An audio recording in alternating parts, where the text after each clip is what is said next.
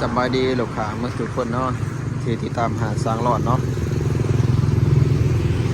หาสร้างรอดครับเดือนความงานเพิ่มอีกเด้อครับแต่เฉพาะสร้างจอดเลดเนาะสร้างจอดเลดเงินเดือนเริ่มต้นแม่น6 ล้านหา9 ล้านเด้อติดตามผลงาน9 ล้านหา12 15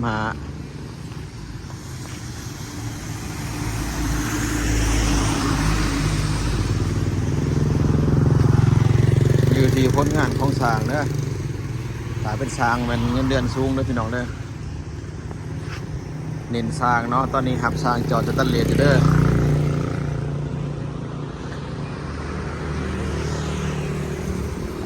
ท่านใดอยากมาลองเฮ็ดเบิ่งก็ติดต่อพ่อพันธุ์มาหาสร้างร้อนได้เนาะสร้างร้อนครับสร้างจอดสแตนเลสเนาะ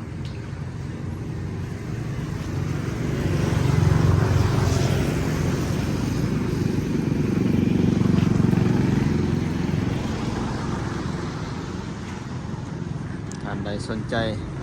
อยากมาเฮ็ดงานเนาะเสื่อมเล็กเสื่อมเลสเนาะติดต่อพ่อพันธุ์มาหาสร้างร้อนได้เด้อพี่น้องเด้อลองมาสมัครเบิ่งเด้อ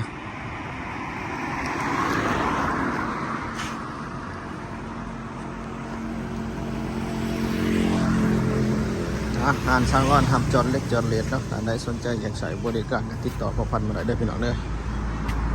งานสร้างร้อนหักผลิตและจะจำหน่ายเนาะงานเล็กงานสแตนเลสกันสาดโครงหลังคากันยุ่งเนาะกันสาดกันยุ่งมีครบเลยพี่น้องเด้องานเล็กดัดอินเตอร์เนาะเครื่องมือที่ทันสมัย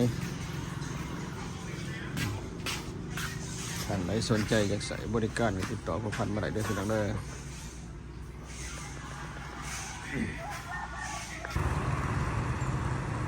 สบายดีลูกค้าหมดทุกคนเนาะติดตามหารสร้างรอดเนาะ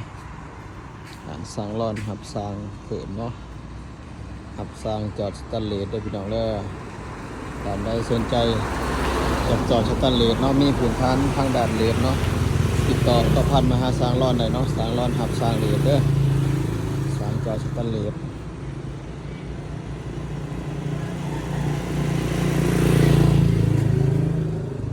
ท่านได้กำลังสองหางานกับติดต่อมาหาสร้างรอดหน่อยเด้อมาลองเห็ดเบิ่งไหนเด้อมาลองเห็ดเบิ่งไหนเนาะหาสร้างรอดเนาะครับสร้างจอดสแตนเลสเนาะสร้างรอดครับ